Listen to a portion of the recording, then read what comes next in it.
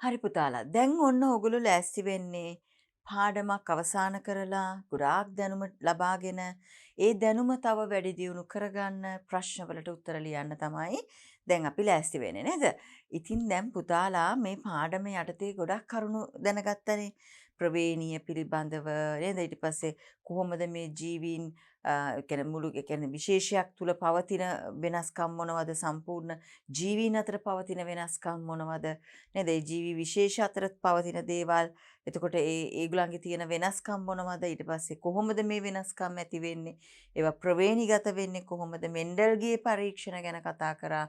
ගියොතුමෑ ශාකයේ නේද? ඒකාංග මුහුමකට යොදා ගන්න ආකාර පරස්පර ලක්ෂණ අපි 7ක් ගැන කතා කරා. ඒ 7 ආශ්‍රයෙන් කොහොමද මේක ලබා ගන්න කියලා කතා කරද්දී ඔය වගේ ගොඩක් අපි කතා කළා. අවසානයේ අපි මේ ඒ ප්‍රවේණිගත වෙන ආකාරය ගැන ඊට පස්සේ ඒ හා සම්බන්ධ එතකොට මිනිසාගේ ලිංග නිර්ණය සිදු කරන්නේ කොහොමද නේද? එතකොට මිනිසාගේ ඒ කියන්නේ ලිංග නිර්ණය සිදු කිරීමේදී කියන්නේ ප්‍රතිබද්ධ ඥාන ආශ්‍රිතව ඇතිවෙන රෝග මොනවද? ඥාන විකෘතිතාවය නිසා ඇතිවෙන රෝග මොනවද? නේද? ඊට පස්සේ ඥාන ඉංජිනේරු විද්‍යාව ගැන ওই වගේ ගොඩාක් කරුණු මේ පාඩම යටතේ පුතාලා කතා කරලා තියෙන්නේ. එතන ඒ ලබාගත්තු දැනුම වැඩි වෙනවා පුතේ අපි මේ විදිහට ප්‍රශ්න වලට උත්තර ලිව්වම. මොකද මේ ප්‍රශ්න වලින් කරන්නේ අපි අර ලබාගත්තු දැනුම මේ අපි ඒක භාවිතයේ යොදවන එක. ඉතින් මේ වගේ ප්‍රශ්න කරන්න දැනුම වැඩි වෙනවා. ඉතින් එතකොට ඕගලන්ට ඕගොල්ලෝ විභාගයකට ගිහිල්ලා මුහුණ දෙනකොට ඒකෙදිත් පුතාලට සාර්ථකව උත්තර ලියන්න මේක ලොකු පිටුවහලක් වෙනවා පුතේ. නේද? එහෙනම් අපි බලමුද මුලින්ම පෙළ පොතේ අභ්‍යාස ටික ගැන කතා කරන්න. හරි. බලන්න මුලම ප්‍රශ්නේ මොකද්ද කියලා අභ්‍යාසවල පළවෙනි එක රතු කොළ වර්ණාන්ධතාව යනු ප්‍රවේණික ආබාධයකි. රතු කොළ වර්ණාන්ධතාවය කියලා කියන්නේ ප්‍රවේණික ආබාධයක්. වාහක ස්ත්‍රියකගේ ප්‍රවේණිදර්ශය පහත පිළිතුරු අතරින් තෝරන්නලු. දැන් සමහර වෙලාවට අපි මෙතන රතු කොළ වර්ණාන්ධතාවයේ අපි ඒකේ අර ප්‍රමුඛ ලක්ෂණේ කැපිටල් C නිලීන ලක්ෂණේ සිම්පල් C කියලා ගත්ත පුතේ. නමුත් ඒකේ උගලන්ට වැදගත් වෙන්නේ සිම්පල් C නේ. මොකද සිම්පල් C ආවම තමයි එයා කොයි එක්කෙනාද කියලා අපිට හොයාගන්න පුළුවන්. ඒ කියන්නේ සිම්පල් C ගැහණුවා කෙනෙකුගේ එකක් තියෙනවා නම් එයා වාහක අවස්ථාව, දෙකම තියෙනවා නම් එයා නිලීන අවස්ථාව. එහෙම එකක්වත් නැත්නම් එයා නිරෝගී අවස්ථාව නේද? ඉතින් එතකොට එහෙනම් මේකෙදි දැන් ඕගලන්ට පේනවා කැපිටල් C යොදාගෙන නැහැ. එතකොට මෙතන තියෙන්නේ මේ නිලීන අවස්ථාව නැහැ කියලා තමයි මේකේ පෙන්වන්නේ. පේනවද මේ x බිඳුවයි බිඳුවයි කියලා කියන්නේ නිලීන අවස්ථාව නෑ. එහෙමත් වෙන්න පුළුවන්. ඒකෝර ඔයගොල්ලෝ තර්ක කරලා ඔයගලන්ට පුළුවන් උත්තරේ හොයාගන්න නේද පුතේ? හරි. මේ තියෙන්නේ නම් x බිඳුවයි බිඳුව කියන එක වෙන්න බෑ. මොකද වාහක ශ්‍රීකගේ එක නිලීන යානයක් තියෙන්න ඕනේ. නේද පුතේ? වාහක ශ්‍රීකගේ එක නිලීන යානයක් තියෙන. දැන් අපි කතා කරපු විදිහට එන්නේ කොහොමද? අපි කතා කරපු විදිහට එන්නේ x නේද? x වල එතකොට capital C x simple C. ඔහොමනේ එන්නේ. දැන් මෙතන කැපිටල් C භාවිතා කළා නෑනේ. මොකද ඒක අර අවශ්‍ය වෙන ඥානය සිම්පල් C නිසා. නේද? අවශ්‍ය වෙන ඥානය සිම්පල් C නිසා ඒක පාවිච්චි කළා නෑ. එහෙනම් x බිඳුවයි බිඳුව කියන එක වෙන්න බෑ. ඒතර මෙතන x සිම්පල් C x බිඳුව. අන්න ඒක වෙන්න පුළුවන්. මොකද එකයිනේ තියෙන්නේ නේද? එක සිම්පල් C එකයිනේ තියෙන්නේ. ඒතර ඒක වෙන්න පුළුවන් නේද පුතේ? මෙතන x සිම්පල් C y. ඒතර y කියලා කියන්නේ මොකක්ද? y කියලා ආවොත් අපිට බෑනේ මෙතන අපෙන් අහන්නේ රතු කොළ වර්ණාන්ධතාවය යනු ප්‍රවේණික ආබාධයකි වාහක ස්ත්‍රියකගේ. ස්ත්‍රියක් නම් එතකොට y කොහොමත් එන්න බෑනේ. ඒතර එහෙනම් ඒ උත්තරේ අපිට ගන්නම බෑ නේද? ඒතර මේකේ කියනවා මොකද්ද? x simple C x simple C. ඒ කියන්නේ කවුද? රෝගී ස්ත්‍රියක් නේද? සිම්පල් C කියන්නේ එතකොට අර නිලීන ඥානය එතන මේ ඉස්මතු වෙන අවස්ථාව. නේද? සමයුග්මක නිලීන අවස්ථාව. සමයුග්මක නිලීන අවස්ථාවකදී මොකද වෙන්නේ පුතේ? එතකොට යා ඒක ඉස්මතු වෙනවා. ඉස්මතු වෙනකොට යා රෝගී වෙනවා නේද? එහෙනම් පහත පිළිතුරු අතරින් තෝරන්න වාහක ස්ත්‍රියකගේ එතකොට වෙන්න ඕනේ මේ දෙවෙනි උත්තරේ. ඊළඟ එක බලන්න. දැන් මේක මම ඔයගලන්ට කිව්වා. දැන් හැමදාම කියන හින්දා මම කියන්නේ නෑ. නේද? මොකක්ද? ඕගොල්ලෝ පුතේ ඉස්සෙල්ලා මේකට තනියෙන් උත්තර ලියලා තියෙන්න ඕනේ. නේද? හැම ප්‍රශ්නයකටම එහෙමයි. පුතාලා තනියෙන් උත්තර ලියලා තියෙන්න ඕනේ. පෙළ පොතේ අභ්‍යාස හරි අමතර අභ්‍යාස හරි ඔයගලන්ට පුළුවන් නේද? වීඩියෝ එක බලන ගමන් ටක් ගාලා නවත්තලා උත්තර ටික ඔක්කොම ලියන්න. උත්තර ඔක්කොම ලියලා තමයි මගේ උත්තරත් එක්ක හරිද කියලා බලන්නේ. තේරුණාද? තේරෙනද? මං හිතනවා දැන් ඔයගොල්ලෝ කළා තියෙන්නේ. ඔයගලන්ගේ මේ වගේ නිවැරදි උත්තරේ ලැබිලා ඇති. නේද? දැන් 10 පන්තියේ මේ පාඩම් සියල්ල කරලා මේ අන්තිම පාඩමනේ. නේද? මේ 10 දැන් ඔයගලන්ට මෙතනින් එහාට නේද 10 වෙන විෂය නිර්දේශයේ අවසාන පාඩම පුතේ. දැන් ඔයගලන්ට මුළු 10 ඔක්කොම සම්පූර්ණ විෂය නිර්දේශය ආවරණය කරලා ඉවරයි අපි. නේද? එතකොට ආවරණය කරලා මේ ප්‍රශ්න රාශියක් කතා කරලා නේද ලොකු දැනුමක් ලබාගෙන පුතාලට තියෙන්නේ. ඉතින් එතකොට මේ කියන්නේ මේ සාමාන්‍ය පෙළ විභාගයේදී එන ප්‍රශ්න පත්‍රය ඔයගලන්ට දැන් භාගයකට උත්තර ලියන්න පුළුවන්. හරි අර්ධයකට උත්තර ලියන්න පුළුවන් පුතාලට. 11 විෂය නිර්දේශය විතරයි දැන් අවශ්‍ය වෙන්නේ. 10 සම්පූර්ණ ටික දැන් ආවරණය කරලා තියෙන්නේ පුතාලා නේද? ඉතින් ඒ නිසා ඔයගලන්ට දැන් මම මේවා ආයේ අමුතුවෙන් මතක් කරලා දෙන්න ඕනේ නැහැ. නේද? ඒ පෙර මතකයෙන් ඒක ඒ විදිහටම කරන්න ඕනේ. මම ලියනකොට මගෙත් එක්කම උත්තර ලියන එකේ කිසිම තේරුමක් නැහැ. ඔයගලන්ගේ දැනුමයි බලන්න ඕනේ නේද? දැන් මේක ඔයගලන් හිතන්නේ දැන් මෙතනදී උත්තරේ වැරදුනා නම් ඔයගලන්ගේ මොකද වෙන්නේ? කියන්නේ ඔයගලන්ට එතන ඒක හරියට ඔලුවට ගිහිල්ලා නැහැ. එහෙනම් පුතාලා මොකද කරන්න ඕනේ? ආයි නැවත පාඩමේ ඒ කොටස බලන්න ඕනේ. බලලා ඒ දැනුම අරගෙන ඇවිල්ලා තනියෙන් මේක උත්තරේ ගන්න ඕනේ. දැන් මගෙත් එක්කම බලලා මං දාන උත්තරේ ඕගොල්ලෝ දැම්මා කියලා ඕගොල්ලන්ට දැනුම ලැබෙන්නේ නැහනේ නේද? ඒ නිසා පුතේ හැමතිස්සෙම මතක තියාගන්න. පුතාලා තනියෙන් කරලා ඊට පස්සේ තමයි මගේ උත්තරත් එක හරිද කියලා බලන්නේ. හරි නේද? හරි අපි බලමු දෙවෙනි ප්‍රශ්නේ පුතේ. කැපිටල් B මුහුම් කරනවලු සිම්පල් B එක්ක. නේද? දෙමුහුමකදී ජනිතයින් අතරින් කවර ප්‍රතිශතයක් දෙමාපිය ප්‍රවේණිදර්ශ පෙන්නනවද කියලා අහනවා. එතකොට දෙමාපිය ප්‍රවේණිදර්ශ පෙන්නයිද කියලා අහුවම අපි කොහොමද ලියන්නේ පුතේ? නේද? මෙතන තියෙන්නේ කැපිටල් B මුහුම් කරනවලු සිම්පල් B එක. කවර ප්‍රතිශතයක් දෙමුහුමකදී ජනිතයින් අතරින් කවර ප්‍රතිශතයක් දෙමාපිය ප්‍රවේණිදර්ශ පෙන්නයිද? දැන් බලන්න මේගොල්ලෝ එකතු වෙනකොට කොහොමද එන්නේ? මෙයා ගේනවා ජන්මානු කැපිටල් B. මෙයා ගේනවා ජන්මානු සිම්පල් B. නේද? එතකොට මේ දෙන්න එකතු වුණාම හැදෙනවා කොහොමද පුතේ? කවුද හැදෙන්නේ? මේ දෙන්න එකතු වුණාම හැදෙනවා කැපිටල් B සිම්පල් B. එතකොට මේගොල්ලන්ගෙන් එන ජනිතයින් හැබැයි ඔක්කොමලා කවුද පුතේ? Capital B simple B. එතකොට දෙමුහුමකදී ජනිතයින් අතරින් කවර ප්‍රතිශතයක් දෙමාපිය ප්‍රවේණිදර්ශ පෙන්වයිද? දෙමාපියන්ගේ ප්‍රවේණිදර්ශ මේගොල්ලන්ගේ ජනිතයින් අතරින් පෙන්වන්නේ නැහැ නේද? මේගොල්ලන්ගේ ජනිතය ඔක්කොම මේ කැපිටල් B සිම්පල් B අය ඉන්නේ. තේරෙනවද පුතාලට? එතකොට මේගොල්ලන් දෙමුහුමකදී ජනිතයින් අතරින් කවර ප්‍රතිශතයක් දෙමාපිය ප්‍රවේණිදර්ශ පෙන්වයිද? මේකේ පෙන්වන්නේ නැහැ. නමුත් මේගොල්ලොන් අතර ආපහු මුහුමක් සිදු වුණොත් එහෙම නේද? මේගොල්ලොන් අතර එතකොට ආපහු මුහුමක් සිදු වුණොත් ඒ කියන්නේ කැපිටල් B සිම්පල් B මුහුම් වුණොත් ආයි කැපිටල් B සිම්පල් B එක මේකේ එන්න පුළුවන් පුතේ කවුද? මේකේ එනවා මේ විදිහට ජන්මානු මෙයාගේ කැපිටල් B මෙයාගේ සිම්පල් B මෙයාගේ කැපිටල් B මෙයාගේ සිම්පල් B ওই විදිහට එන්නේ. එතකොට මේකේ මොකද වෙන්නේ? මේගොල්ලොන් එතකොට නේද? මෙයාත් එක්ක එකතු වෙනවා කැපිටල් B අන්න දෙමාපිය ප්‍රවේණිදර්ශයක් එතනදී ඇවිල්ලා තියෙනවා. අතනදී ආවේ නැහැ. එතන ඔක්කොමලම කොහොමද පුතේ එන්නේ? කැපිටල් B සිම්පල් B අය නේද? එතන මෙයාත් එක්ක ආවොත් එනවා කැපිටල් B සිම්පල් B. ඒතර එයා එන්නෙත් නැහැ. මෙයාත් එක්ක ආවම එනවා ඒත් එන්නේ කැපිටල් B සිම්පල් B. එතකොට එයා එන්නෙත් නැහැ. මෙයාත් එක්ක ආවම එනවා සිම්පල් B. අන්න එතෙන්දි මේ දෙන්නා විෂම යුග්මකයි. මෙයයි නේද? මෙයයි දෙන්න තමයි දෙමාපිය ප්‍රවේණිදර්ශ තියෙන්නේ. එතකොට මොකද වෙන්නේ? 50ක් ඉන්නවා දෙමාපිය ප්‍රවේණිදර්ශ. හැබැයි පළවෙනි පරම්පරාවේදී නෙමෙයි මේ F1 පරම්පරාව. මේ F2 පරම්පරාව. F2 පරම්පරාවේදී මොකද වෙන්නේ පුතේ? ප්‍රවේණිදර්ශ අතර අනුපාතය 50ක් වෙනවා දෙමාපිය ප්‍රවේණිදර්ශය. නේද? මේ දෙන්න ඊට වඩා වෙනස් විෂම යුග්මක දෙන්නෙක් ඇවිල්ලා ඉන්නේ. පේනව නේද පුතාලට? ගැටලුවක් නැහැ නේද?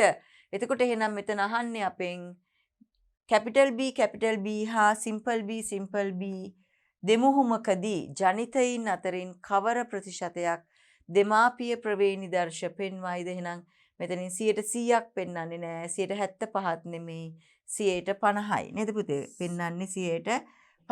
හැබැයි මෙතන ජනිතයින් කියලා කියන්නේ F2 පරම්පරාව. F2 පරම්පරාවේ 50ක් පෙන්වනවා. පැහැදිලි නේද පුතාලට? ඊළඟට අපි බලමු සාමාන්‍ය සමේ වර්ණය ඇති දෙමාපියන්ට සුදු සම සහිත දරුවෙක් ඉපදුනාලු. මං කිව්වා මෙහෙම වෙන්න පුළුවන්. සාමාන්‍ය සම සහිත දෙමාපියන්ට සුදු සම සහිත දරුවෙක් ඉපදෙන්න පුළුවන්. මං කිව්වා එතකොට මේ සමහර වෙලාවට මේ සාමාන්‍ය සම සහිත දෙමාපියන්ට ඒගොල්ලන්ගේ අම්මලා තාත්තලාත් ඒ විදිහම වෙන්න පුළුවන්. නමුත් දරුවා සුදු දරුවෙක් වෙන්න පුළුවන්. මොකද හේතුව අපි කිව්වා මේක අපි අර ප්‍රවේණිකව මේ එන්න පුළුවන් මේ ලක්ෂණය නේද? එතකොට ප්‍රවේණිකව එන්න පුළුවන් නිසා. එතකොට එය සිදුවිය හැකි දෙයක්ද වෙන්න පුළුවන්ද? සාමාන්‍ය සමේ වර්ණයේ තියෙන දෙමව්පියන් දෙන්නෙකුට සුදු දරුවෙක් ඉපදෙන්න පුළුවන්ද?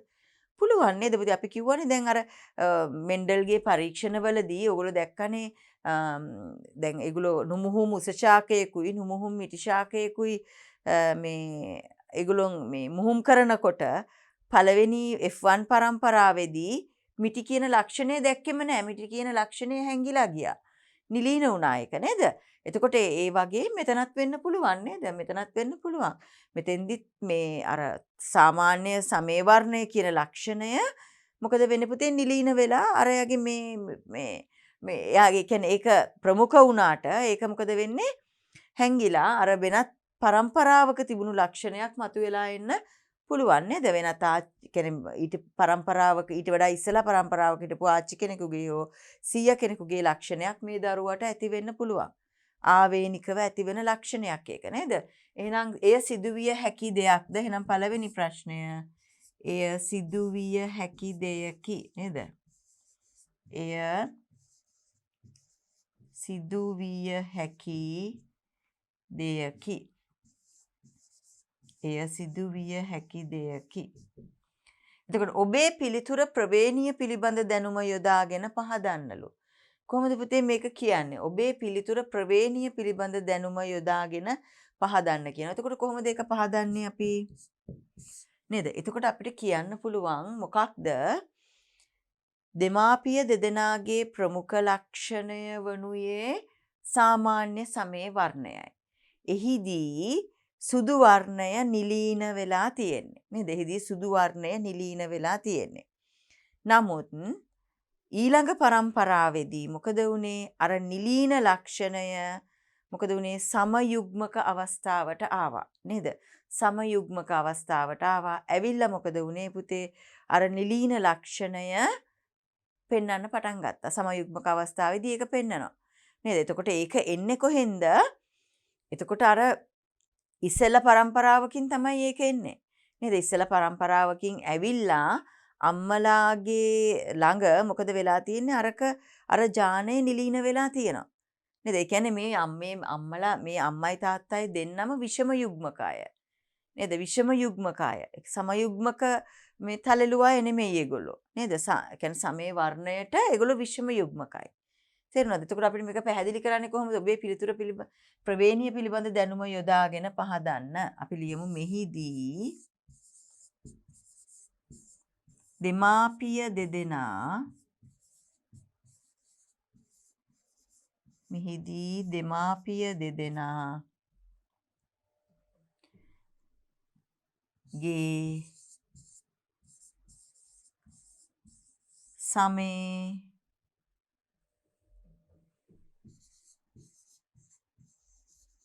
වර්ණය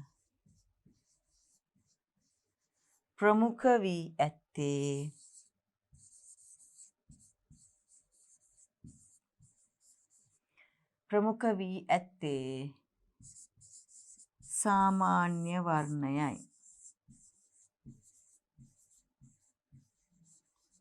සාමාන්‍ය වර්ණයයි.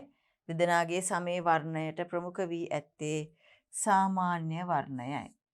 එවිට ඔවුන් දෙදෙනා දැන් ඔයගොල්ලන්ට ප්‍රවේණිය පිළිබඳ දැනුම භාවිතා කරලා කියන්න පුළුවන් නේද පුතේ? එවිට ඔවුන් දෙදෙනා විෂම යුග්මක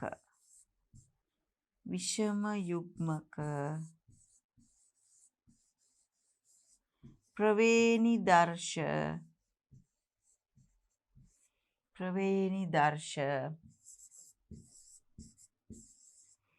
සහිතව එවිට ඔවුන් දෙදෙනා විෂම යුග්මක ප්‍රවේණි දර්ශ සහිතව සිටිය යුතුය.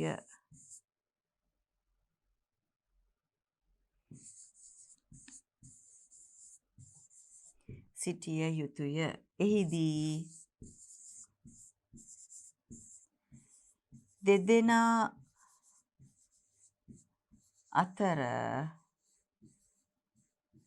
අතරින් බිහිවන ජනිතයාගේ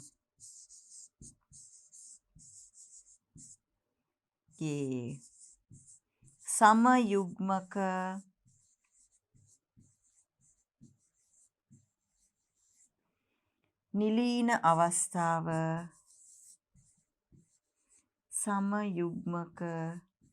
නිලීන අවස්ථාව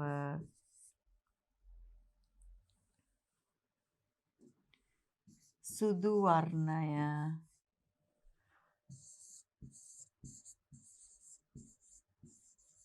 ඉස්මතු වේ. ඔන්න ප්‍රවේණි විද්‍යාව ආශ්‍රයෙන් පහදන්න කිව්වොත් අපි ඔහොම තමයි ලියන්න ඕනේ පුතේ නේද? දෙමාපිය දෙදෙනාගේ සමේ වර්ණයට ප්‍රමුඛ වී ඇත්තේ සාමාන්‍ය වර්ණයයි. ඒතර එවිට ඔවුන් දෙදෙනා විෂම යුග්මක ප්‍රවේණි දර්ශ සහිතව සිටිය යුතුය. එතකොට මොකද වෙන්නේ? එහිදී දෙදෙනා අතරින් බිහිවන ජනිතයාගේ සමයුග්මක නිලීන අවස්ථාව, ඒ කියන්නේ සුදු වර්ණය ඉස්මතු වෙන්න පුළුවන්. ඒක තමයි වෙන්නේ. අපි දැන් ඒක ප්‍රවේණි දර්ශ සහිතව ඕනනම් මෙහෙම පෙන්වන්න පුළුවන් පුතේ අපිට. කොහොමද? උදාහරණ අපිට පුළුවන් පෙන්වන්න සාමාන්‍ය සමේ වර්ණය. අපි කියමු සාමාන්‍ය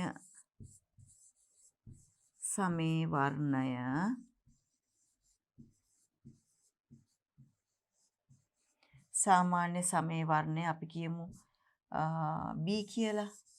කැපිටල් B. එතකොට සුදු වර්ණය අපි කියනවා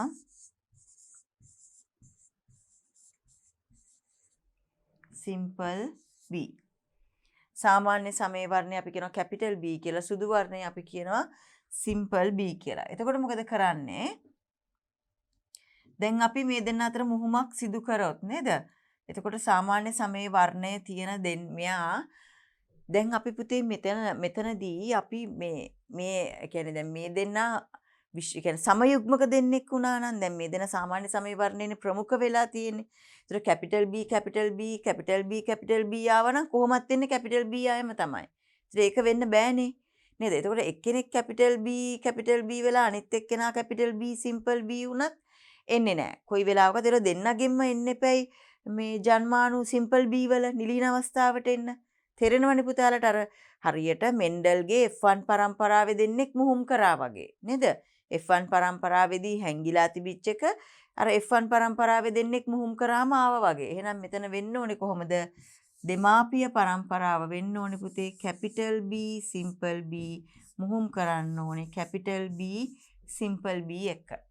තේරුණාද මේ තියෙන්නේ එතකොට සාමාන්‍ය වර්ණය හැබැයි මෙයා විෂම යුග්මක අවස්ථාවේ දෙන්නම ඉන්නේ. ඒතර මේගොල්ලන්ගේ ජන්මාණු එතකොට වෙන්න ඕනේ කොහොමද? නේද? ඊට පස්සේ අපි ලියනවා මෙතන ජන්මාණු.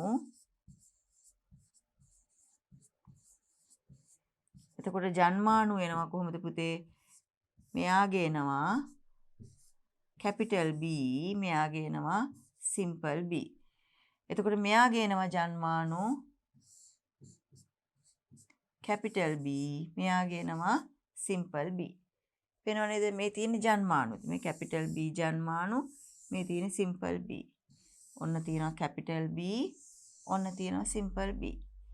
තේරෙනවද පුතාලට? දැන් මේගොල්ලෝ අතර මුහුම් වෙන්න තියෙන්නේ නේද? එතකොට මෙන්න තියෙනවා ජනිතයින්. ඔන්න බලන්නකෝ එතකොට මොකද වෙන්නේ කියලා. මෙයයි ජන්මාණු එකතු වුණොත් කැපිටල් B එනවා. එයා එතකොට සාමාන්‍ය වර්ණයේ තියෙන එක්කෙනෙක්. මෙයයි එකතු වුණොත් කැපිටල් B සිම්පල් B. එයාත් අර අම්මලා වගේම සාමාන්‍ය වර්ණයේ තියෙන විෂම යුග්මක එක්කෙනෙක්. මෙයා සාමාන්‍ය හැමේ වර්ණයේ තියෙන සම යුග්මක එක්කෙනෙක්. ඉතින් මෙයයි මේ එකතු වුණාම ඒත් වෙන්නේ කැපිටල් B සිම්පල් B. එතකොට එයත් මොකද්ද පුතේ? විෂම යුග්මක සාමාන්‍ය සමේ වර්ණය තියෙන එක්කෙනෙක් නේද? විෂම යුග්මක සාමාන්‍ය සමේ වර්ණය. මෙයයි එකතු වුණාම වෙනවා සිම්පල් B සිම්පල් B. එතකොට ඒ කියන්නේ මොකක්ද පුතේ? ඔන්න මෙයා තමයි එතකොට කවුද? සුදු එක්කෙනා නේද? මේ තියෙන්නේ සමයුග්මක නිලීන අවස්ථාව. පේනවද? එතකොට මෙතන තියෙනවා මෙයා කවුද? සුදු. මෙයා කවුද එතකොට? සාමාන්‍ය. මෙයාත් එතකොට කවුද? සාමාන්‍ය වර්ණය. මෙයාත් එතකොට සාමාන්‍ය වර්ණය. මේ සාමාන්‍ය වර්ණය තියෙන්නේ. මෙයා විතරයි සුදු එක්කෙනෙක් ඉන්නේ සමයුග්මක නිලීන අවස්ථාව අපි කිව්වේ නේද? එහෙනම් මෙයාට අපි කියන පුතේ සමයුග්මක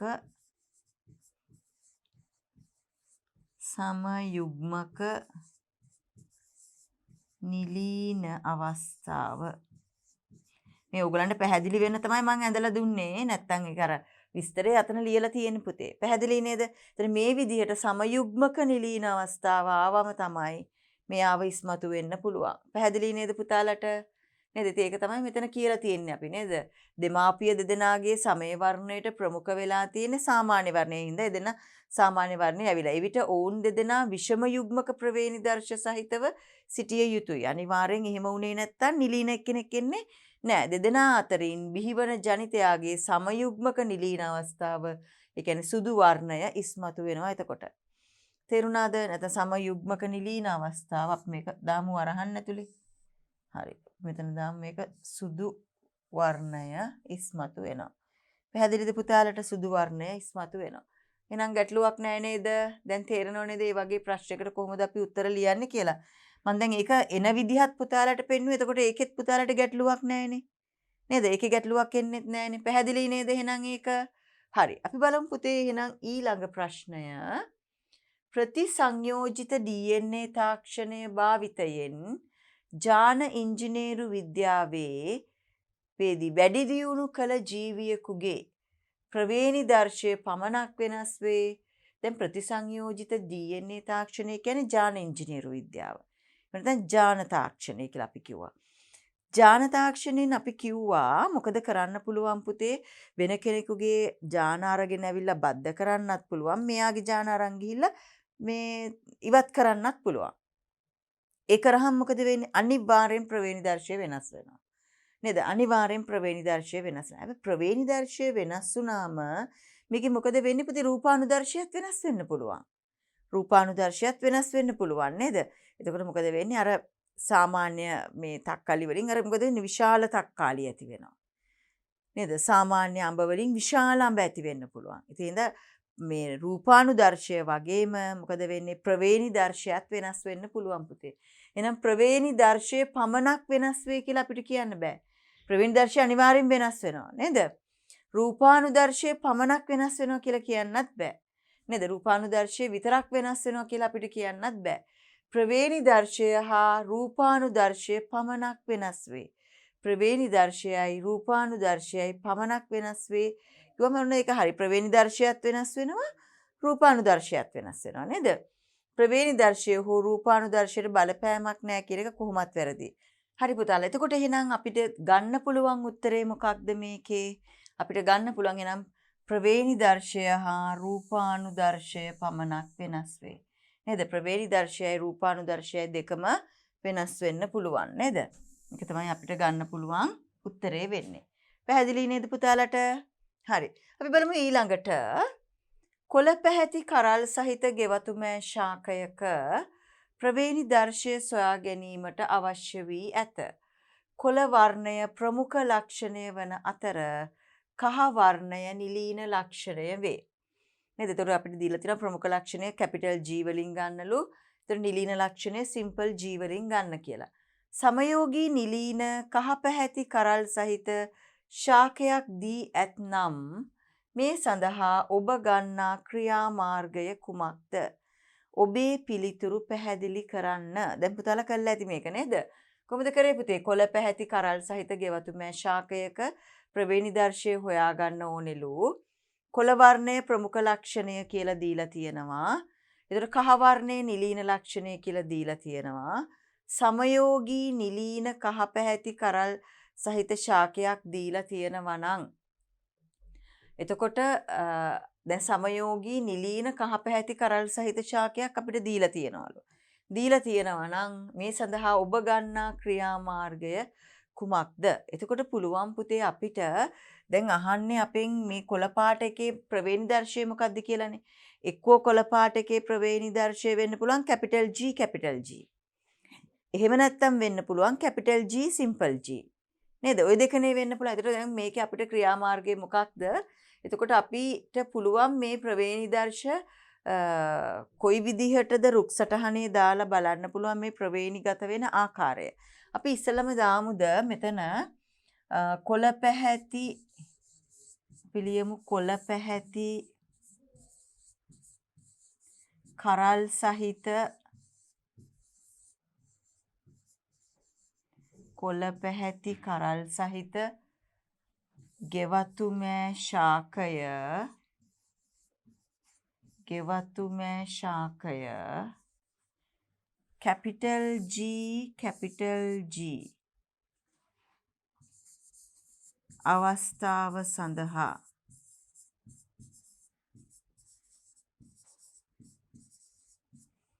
ගත් විට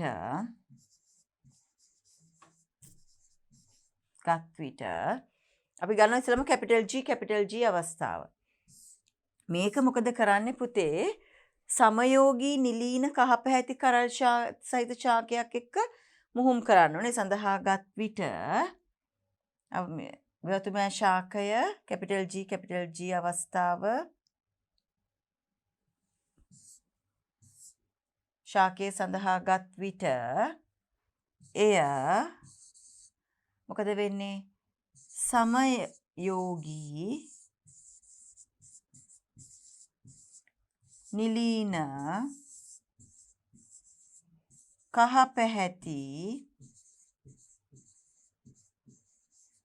සමයෝගී නිලීන කහ පැහැති කරල් සහිත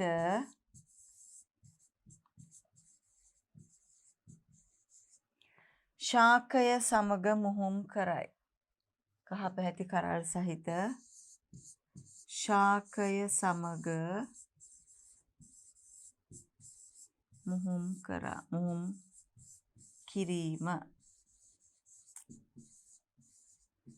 හරි. අපි ඉස්සෙල්ලා මොකද කරන්න ඕනේ පුතේ? මේක ඒ ශාකයත් එක්ක මුහුම් කරන්න ඕනේ. මුහුම් කරලා අපි බලන්න ඕනේ ඊට පස්සේ පරම්පරාව මොකක්ද කියලා.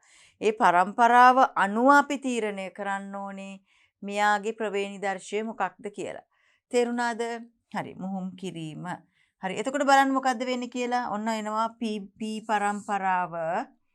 නේද? P එනවා අපිට මොකක්ද? Capital G. එතකොට අපි ඒක මුහුම් කරනවා කාත් එක්කද? සිම්පල් G අවස්ථාවත් එක්ක. ඒ කියන්නේ අපිට සමයෝගී නිලීන කහ පැහැති කරල් සහිත G එක මේක නේද? ඊපස් මෙයාගේ ජන්මාණු එනවා දැන්. කොහොමද ජන්මාණු එන්නේ? ජන්මාණු අපිට ලැබෙනවා මෙයාගෙන් කැපිටල් G කියන ජන්මාණුව, මෙයාගෙන් සිම්පල් G කියන ජන්මාණුව එනවා. ඔන්න දැන් ජන්මාණු දෙක ආවා. ජන්මාණු දෙක ඇවිල්ලා දැන් මොකද වෙන්නේ පුතේ? මේ දෙන්නා මුහුම් කරනවා. හරි. එනවා කවුද? F1 පරම්පරාව. කවුද එන්නේ පුතේ? කැපිටල් G සිම්පල් G අය. ඔන්න එනවා කැපිටල් G සිම්පල් G. එතකොට ඉහත ශාක දෙක මුහුම් කිරීමෙන් ලැබෙන සියලුම ශාක උස ශාක කොළ පැහැති කරල් සහිත ශාක ඌයේ නම් නේද? අපිට කියන්නේ මොනවද? කොළ පැහැති කරල් නේද? ඉහත ශාක දෙක මුහුම් කිරීමෙන් ලැබෙන ශාක සියල්ලම කොළ පැහැති ශාක ඌයේ නම් නේද? කොළ පැහැති කරල් සහිත ශාකයේ ප්‍රවේණි දර්ශය කැපිටල් G වේ. නේද? එහෙනම් අපිට ලියන්න පුළුවන් මෙතන. අපිට ලියන්න පුළුවන් පළවෙනි අවස්ථාව. අපි ලියමු බලන්න. ලියන්න. මෙහිදී ඉහත ශාක දෙක මුහුම් කිරීමෙන්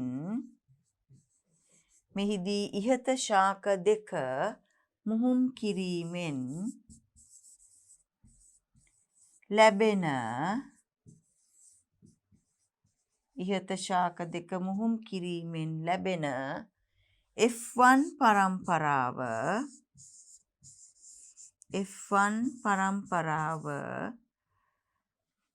පරම්පරාවේ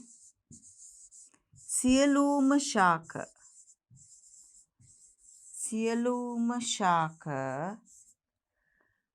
කොළ පැහැති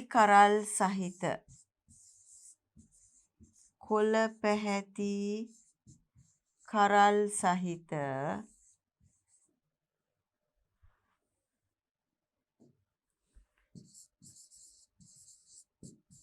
ශාක වූයේ නම්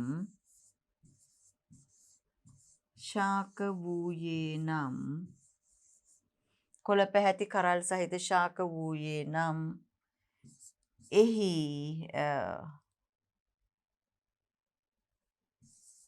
කොළ පැහැති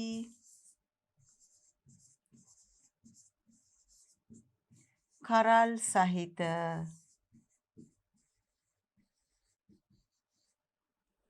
දෙමාපිය ශාකයේ ප්‍රවේණි දර්ශය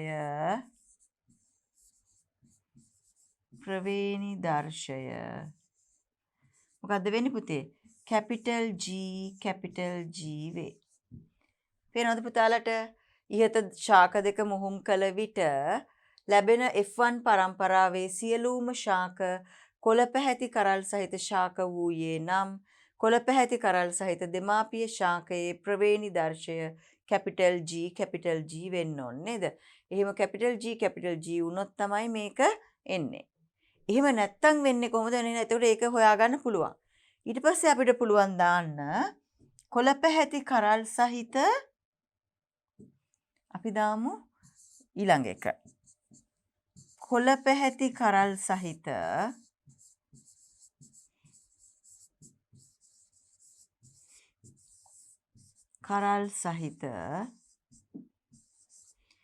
කැපිටල් G සිම්පල් G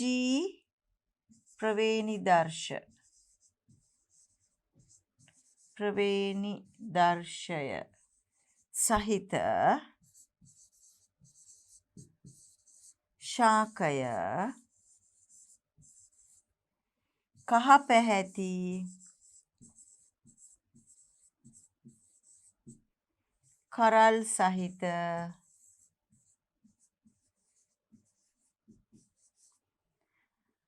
කහ පැහැති කරල් සහිත සමයුග්මක නිලීන ශාකය සමග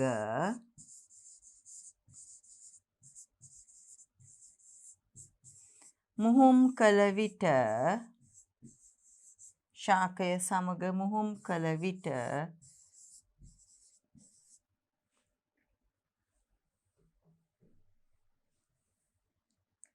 අපි මුහුම් කිරීම කියලා දාමු. හරි. මුහුම් කිරීම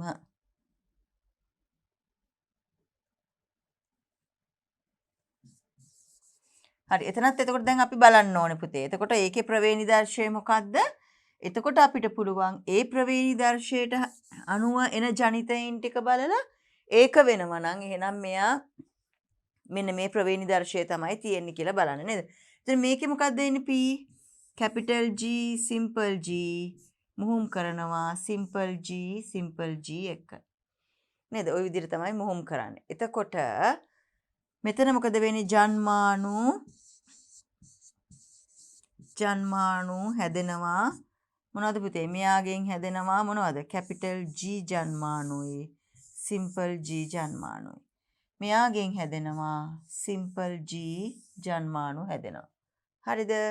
දැන් මේගොල්ලොන් අතර මුහුම් වෙනකොට ජන්මාණු එකතු වෙනකොට එනවා මෙයයි එකතු වෙලා හැදෙනවා කැපිටල් G සිම්පල් G. මෙයයි එකතු වෙලා හැදෙනවා සිම්පල් G. තේරෙනවද? සිම්පල් G හැදෙනවා. මෙතෙන්දි පුතේ කොළ පැහැති කරල් සහිත ශාකයකුයි කහ පැහැති කරල් සහිත ශාකයකුයි එහෙනම් මුහුම් කරනකොට F1 පරම්පරාවේ එනවා නම් කියන්නේ 50ක් කොළ පැහැති කරල් සහිත ශාකයි 50ක් කහ පැහැති කරල් සහිත ශාකයි දෙකම එනවා නම් ඒ කියන්නේ මෙයාගේ ප්‍රවේණිදර්ශය වෙන්නේ මේ විෂම යුග්මක අවස්ථාව. තේරුණාද පුතාලට? එහෙනම් අපිට ලියන්න පුළුවන්. අපි ලියමු ඉහත ආකාරයට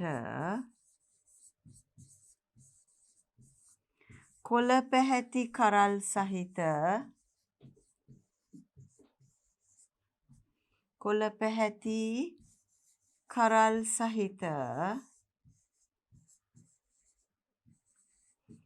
ඉහත ආකාරයට කොළ පැහැති කරල් සහිත විෂම යුග්මක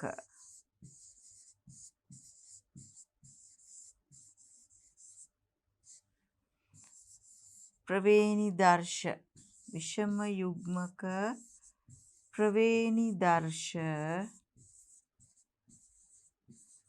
දර්ශය සහිත ශාකයක්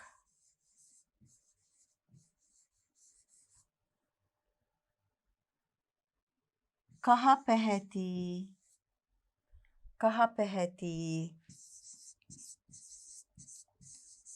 කරල් සහිත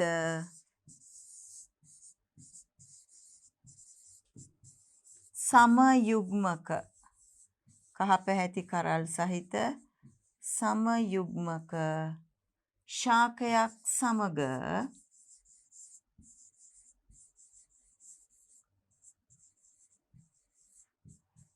මුහුම්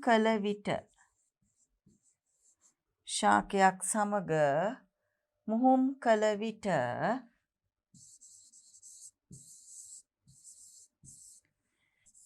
ලැබෙන ජනිතයින්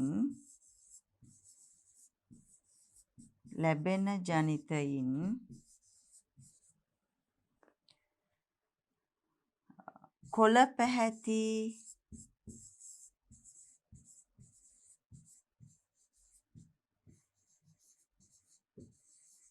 කරල්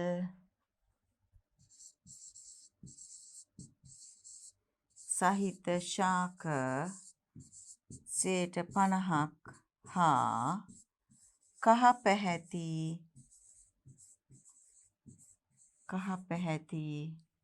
කරල් සහිත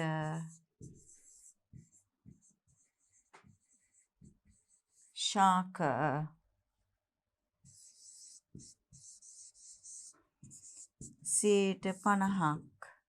50ක් විය නේද? හරි නේද බලන්න පුතේ? ඉහත ආකාරයට කොළ පැහැති කරල් සහිත විෂම යුග්මක ප්‍රවේණිදර්ශයේ සහිත ශාකයක් කහ පැහැති කරල් සහිත සමයුග්මක ශාකයක් සමග මුහුම් කළ විට ලැබෙන ජනිතයින් කොළ පැහැති කරල් සහිත ශාක 50ක් හා කහ පැහැති කරල් සහිත ශාක 50ක් විය නේද? මෙම ප්‍රතිඵල ලැබෙනුයේ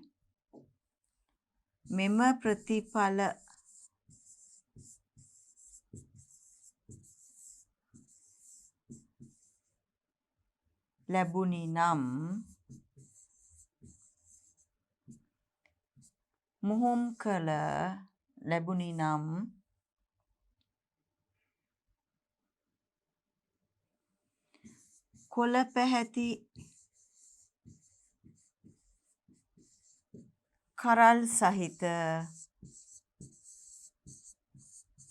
කොළ පැහැති කරල් සහිත ශාකයේ ප්‍රවේණිදර්ශය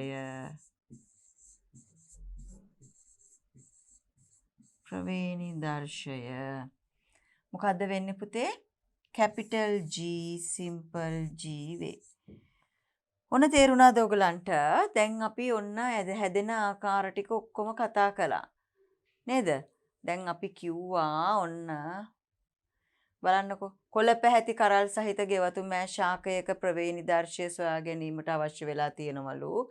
කොළ වර්ණයේ ප්‍රමුඛ ලක්ෂණය වන අතර කහ වර්ණයේ නිලීන ලක්ෂණයලු. සමයෝගී නිලීන කහ පැහැති කරල් සහිත ශාකයක් දීලා තියෙනවලු. ඒ කියන්නේ සිම්පල් G ශාකයක් අපිට දීලා තියෙනවලු පුතේ. එහෙනම් මේ සඳහා ඔබ ගන්නා ක්‍රියාමාර්ගය කොහොමද? එහෙනම් කරන්න ඕනේ මොකද්ද? කොළ පාට ශාකය ඉස්සලම කහ පාට ශාකයත් එක්ක මුහුම් කරන්න ඕනේ. නේද? ඒකයි කියන්නේ. එතකොට කොළ පැහැති කරල් සහිත ගෙවතුමෑ ශාකය මේ ගත්තම එය සමයෝගී නිලින කහ පැහැති කරල් ශාකය සමග ඉස්සල මුහුම් කරනවා. අපි ඉස්සලම කරන්න ඕනේ මේ දෙක මුහුම් කරලා නේද? මුහුම් කරාම ලැබෙන ශාක අණුව තමයි අපි තීරණය කරන්න ඕනේ. හරි. එතකොට මේක මේ අපි කැපිටල් G ශාකයක් වුණා නම් මේක මේ දෙන්න මුහුම් කරාම එන අය ඔක්කොම කොළ පාට කරල් තියෙන ශාකයක් නේද? දැන් අපිට කියලා තියෙන ඒකනේ. කොළ පාට කරල් තියෙන ශාක. එහෙනම් ලියන්න මෙහිදී ඉහත ශාක දෙක මුහුම් කිරීමෙන් ලැබෙන F1 පරම්පරාවේ සියලුම ශාක කොළ පැහැති කරල් සහිත ශාක වූයේ නම් කොළ පැහැති කරල් සහිත දෙමාපිය ශාකයේ ප්‍රවේණි දර්ශය කැපිටල් G වෙනවා. ඔන්න අපි ඒක තීරණය කරා. නේද පුතේ? මේ දෙන මුහුම් කළාම තමයි අපි ඒක බලන්න ඕනේ. එහෙම නැත්තම් කොළ පැහැති කරල් සහිත කැපිටල් G සිම්පල් G ප්‍රවේණි දර්ශය සහිත ශාකය කහ පැහැති කරල් සහිත සමයුග්මක නිලීන ශාකයේ සමග මුහුම් කළොත් අපිට එතකොට මෙහෙම වෙන්නේ. කැපිටල් G සිම්පල් G එක මුහුම් කරාම මෙයාගේ එනවා මෙන්න ජන්මාණු මෙයාගේ ජන්මාණු මේ දෙන්න එකතු වෙනකොට එනවා කැපිටල් G සිම්පල් G තියෙනවා නේද? ඉහත ආකාරයට කොළ පැහැති කරල් සහිත විෂම යුග්මක ප්‍රවේණි දර්ශය සහිත ශාකයක් කහ පැහැති කරල් සහිත සමයුග්මක ශාකයක් සමග මුහුම් කළ විට ලැබෙන ජනිතයින් කොළ පැහැති කරල් සහිත ශාක 50% හා කහ පැහැති කරල් සහිත ශාක 50% විය. මෙම ප්‍රතිඵල ලැබුණි නම් කොළ පැහැති කරල් සහිත ශාකයේ ප්‍රවේණි දර්ශය කැපිටල් G සිම්පල් G වේ නේද? එතකොට මොකද වෙන්නේ පුතේ? කැපිටල් G සිම්පල් G වෙනවා. එතකොට ඒ අණුව තමයි අපිට හොයාගන්න පුළුවන් කොයිකද අපේ මේ කොළ පාට ශාකයේ ප්‍රවේණි දර්ශය කියලා. නේද? එහෙනම් කොළ පාට ශාකයේ ප්‍රවේණි දර්ශය අපිට හොයන්න පුළුවන් මුහුම් කළ විට සියලුම ශාක කොළ පාට ශාක වුණා නම් එහෙනම් ප්‍රවේණි දර්ශය සිම්පල් G මුහුම් කරාට පස්සේ ජනිතයින් 50% කොළ පාට කරල් සහිත ශාක 50% කහ පාට කරල් සහිත ශාක වුණා නම් එහෙනම් කොළ පාට ශාකයේ ප්‍රවේණි දර්ශය කැපිටල් G සිම්පල් G කියලා තීරණය කරන්න පුළුවන්. පැහැදිලි නේද පුතාලට? පැහැදිලි නේද පුතේ? පිළිතුර පැහැදිලි කරන්න පුළුවන්. ගැටලුවක් නැහැ නේද එහෙනම්? හරි. අපි බලමු එහෙනම් ඊළඟට ජීවියෙකු තුල ජාන සියල්ල එක්වගත් විට ගෙනෝමය ලෙස හඳුන්වනවා. ජීවියෙකුගේ ඇතුලේ තියෙන ජාන සියල්ල එකතු කරලා ගත්තම පුතේ ගෙනෝමය කියලා අපි කියනවා. මානව ගෙනෝම ව්‍යාපෘතිය යටතේ මිනිසාගේ වර්ණ දේහවල ඇති ජානවල භස්ම අණුපිළිවෙල සිතියම් ගත කිරීම ආරම්භ කර ඇත. තේරෙනවද පුතාලට? දැන් මේ විදිහට අපි ගෙනෝමය කියලා මේක අලුත්ම එකක්. මේ කියන්නේ ජාන ඉංජිනේරු විද්‍යාවේ තියෙන අලුත්ම එකක් තමයි මේක නේද? මානව ගෙනෝම ව්‍යාපෘතිය යටතේ. ඒ කියන්නේ දැන් මෙතෙන්දී මේ ගෙනෝම ව්‍යාපෘතිය යටතේ මේ එක එක්කෙනාගේ ජාන පුළුවන් සිතියම් ගත කරන්න. ඒකයි කියන්නේ මෙතන තියෙන ගෙනෝම ව්‍යාපෘතිය යටතේ මිනිසාගේ වර්ණ දේහවල ඇති ජානවල භස්ම අණුපිළිවෙල ජානවල තියෙන භස්ම අණුපිළිවෙල සිතියම් ගත කිරීම ආරම්භ කර ඇත. දැන් ඒවා සිතියම් ගත කරනවා පුතේ. එක ජාන පුළුවන් ඒක ස්කෑන් කරලා කරන්න නේද? මෙමගින් මානව සංහතියට අහිතකර විය හැකි කරුණ දැක්වෙන ප්‍රකාශය කවරක්ද? දැන් මේ විදිහට සිතියම් ගත කරොත් මිනිස්සුන්ගේ තියෙන ජාන මොනවද පුතේ වෙන්න පුළුවන් අහිතකර තත්වයන් මට කියන්න බලන්න. මොනවද වෙන්න මේකෙන් හානි වෙන්න පුළුවන්. දැන් කෙනෙකුගේ ජාන සංයුතිය තව කෙනෙකුට ඒක වැදගත් වෙන්නේ නැහැ නේද? එතකොට ඒක ඒ නිසා වෙන්න පුළුවන් ප්‍රවේණික ආබාධවලට පිළියම් කිරීමට ජාන තාක්ෂණය යොදා ගැනීම. එහෙම වෙන්නත් පුළුවන් නේද? ප්‍රවේණික ආබාධ වලට පිළියම් කිරීමට ජාන තාක්ෂණය යොදා ගැනීම. ඒක හරි නේද පුතේ? ඒක එතකොට මොකද්ද පුතේ? අහිතකර විය හැකි අපෙන් අහන්නේ මෙතන මානව සංහතියට අහිතකර සාධකය මොකද්ද කියලා. අහිතකර සාධකය තමයි අපෙන් අහන්නේ. එතකොට මේකේ කියන්නේ ප්‍රවේණික ආබාධවලට පිළියම් කිරීමට ජාන තාක්ෂණය යොදා ගන්න. හරි. ප්‍රවේණික ආබාධයක් හොයාගන්න අපි මේක ස්කෑන් කරලා බලලා අපේ මේ ඥාන කොහොමද භස්ම පිහිටලා තියෙන අනුපිළිවෙල කොහොමද කියලා බලලා ඒක හදාගන්න පුළුවන්. එක්ක ඥාන ඉවත් කරලා හරි දාලා හරි නේද? ඒ වගේ කරන්න පුළුවන්. ඒකට ඒක හරි ඒක හොඳ ලක්ෂණයක්. ඊළඟට සුවිශේෂී ලක්ෂණ සහිත මානවයින් බිහි කිරීමට හැකියවීම. ඔව් ඒකත් පුළුවන් නේද? සුවිශේෂී ලක්ෂණ සහිත මානවයින් බිහි කිරීමට හැකියවීම. හැබැයි ඉතින් මේකෙන් සමහර වෙලාවට අවදානම් තත්ත්ව ඇති වෙන්න පුළුවන්. විශේෂ සුවිශේෂී ලක්ෂණ කියලා කිව්වට.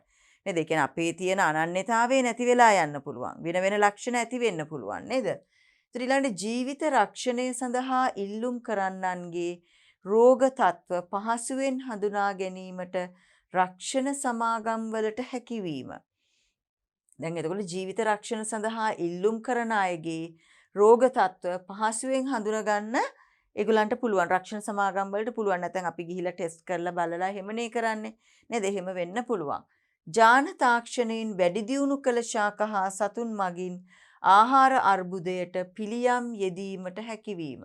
ඥාන තාක්ෂණයෙන් ශාක වැඩි දියුණු කරලා නේද? ශාක වැඩි දියුණු කරලා ශාක හා සතුන් මගින් ආහාර අර්බුදයට සතුන්ගෙත් පුළුවන් නේද? මස් වැඩියෙන් දෙන අය, බිත්තර වැඩියෙන් දෙන අය, කිරි වැඩියෙන් දෙන අය හදන්න පුළුවන්. ආහාර වලිනුත් විශාල ඵලදාවක් ලැබෙන අය නේද? කියන්නේ ඵලය ගොඩක් ලොකුවට ගන්න අය නේද? ඒ වගේ ආහාර අර්බුදයට පිළියම් යොදන්න හැකි වෙන්න පුළුවන්. ඒතර ඒවා මොකද්ද වෙන්නේ පුතේ? හිතකර සාධක. නේද? එහෙනම් අහිතකර සාධකය වෙන්න පුළුවන් මොකක්ද? සුවිශේෂී ලක්ෂණ සහිත මානවයින් බිහි කිරීමට හැකියවීම නේද? සුවිශේෂී ලක්ෂණ සහිත මානවයින් බිහි කිරීමට හැකියවීම අහිතකර වෙන්න පුළුවන්. අපේ අනන්‍යතාවය නැති වෙන්න පුළුවන්. හානිකර වෙන්න පුළුවන් නේද? ඒ නිසා ඒක මේ මෙතනට ගැලපෙන්නේ නැහැ. අහිතකර අනිත් ඒවා ඔක්කොම බැලුවොත් එහෙම නේද? ප්‍රවේණික ආබාධ වලට පිළියම් කරන්න, මේ රෝග හඳුනා ගන්න පුළුවන් වෙන්න නේද? ඥාන තාක්ෂණයෙන් වැඩි දියුණු කරපු ශාක හා සතුන් මගින් ආහාර අර්බුදයට පිළියම් හොයන්න මේ හැම එකක්ම ගොඩක් වැදගත් වෙන දේවල්. නේද පුතේ? එතකොට එහෙනම් මේක තමයි එහෙනම් මානව සංහතියට අහිතකර වෙන්න පුළුවන් කරුණු. මේකේ භයානක ඒවා වෙන්න පුළුවන් නේ සමහර වෙලාවට තාක්ෂණයේ දියුණු නිසා මිනිස්සු මේ කියන්නේ බිහි කරන්න පුළුවන් තව කෙනෙකුගෙන් තව කෙනෙකුට හානි කරන කෙනෙක් බිහි කරන්න පුළුවන් නේද? එතකොට ඒක හානි වෙන්න පුළුවන්. ඊට පස්සේ ඒකෙන් තව අය බිහි වෙන්න පුළුවන්. ඒගොල්ලන්ගෙන් එන ජනිතයින්ගෙන් ඊට වඩා හානි කර අය බිහි වෙන්න පුළුවන්. ඉතින් ඒ නිසා ඒක ගොඩක්ම භයානක දෙයක් තමයි මේ විදිහට සුවිශේෂී ලක්ෂණ සහිත මානවීන් බිහි කිරීමට හැකියවීම. හරි පුතාලා. එහෙනම් දැන් ගැටලුවක් නැහැ නේද? පැහැදිලි නේද පුතාලට? නේද? එහෙනම් ඔන්න අපි පොතේ අභ්‍යාස ටික ඔක්කොම ඉවර කරලා තියෙන්නේ. ඊළඟට අපි අපේ දැනුම වැඩි කරගන්න යන්නේ පුතේ අමතර අභ්‍යාස රාශියකට පිළිතුරු ලියන්න. එහෙනම් පුතාලට මම හිතනවා මේ ප්‍රශ්න ටික පිළිබඳ මම මේ වැඩිපුරත් කරුණු කියලා දුන්නා පුතාලට. නේද? වැඩිපුර කරුණු කියලා දීලා තියෙනවා. එතකොට එහෙනම් ඒකෙන් පුතාලට අවබෝධ කරගන්න ගොඩක් ලේසි වෙන්නේ නැති. මම හිතනවා පුතාලගේ උත්තරත් ඇත්තටම හැමෝගෙම හරියන්නේ නැති බොහොමයක් අයගේ. මොකද හරි සරල ආකාරයට මේ ප්‍රශ්න අහලා තියෙන්නේ. අපි සරල ආකාරයට මේ හැම ප්‍රශ්නයක්ම පාඩමේදී විස්තර කරා පුතාලට. නේද? ඒ නිසා මම හිතනවා පුතාලට ගැටලුවක් වෙන්නේ නැතුව ඇති. මේ ප්‍රශ්නවලට පුතාලා සාර්ථකව පිළිතුරු ලියන්න ඇති. නේද? එතකොට හදිසියකවත් පුතේ මේක වැරදුනා නම් පුතාලා නැවත ඒ පාඩමේ අදාළ කොටස බලලා ආපහු නැවත මේකට පිළිතුරු ලියන්න ඕනේ. එතකොට පුතාලා දැන් තව දැනුම වැඩි දියුණු කරගන්න නම් ඒ කියන්නේ ප්‍රශ්නෙට උත්තරේ තනියමම ලියලා ආපහු නැවත ලියද්දිත් ඒක තනියම තමයි ලියන්න ඕනේ. ඒක තමයි ඔයගලන්ට ඒක සාර්ථකව මේ අර හරියටම ඒ කොටස ඔලුවට ගන්න පුළුවන් වෙන්නේ. නේද? කොයි වෙලාවකවත් මන් ලියන අතරේ ලියන්න ලෑස්ති වෙන්න එපා. හරි. අපි එහෙනම් දැන් ඊළඟට පුතේ බහුවර්ණ ප්‍රශ්න වලින් හමු වෙමු. එතෙන්දිත් පුතාලා මතක තියාගන්න පුතාලා ඉස්සෙල්ලා ප්‍රශ්න ටික තනියෙන් කරන්න. ඊට පස්සේ මගෙත් එක්ක පිළිතුරු සංසන්දනය කරන්න පුළුවන්. හරි. එහෙනම් අපි අමතර අභ්‍යාස වලින් ඊළඟ පරිච්ඡේදයේදී හමු වෙමු.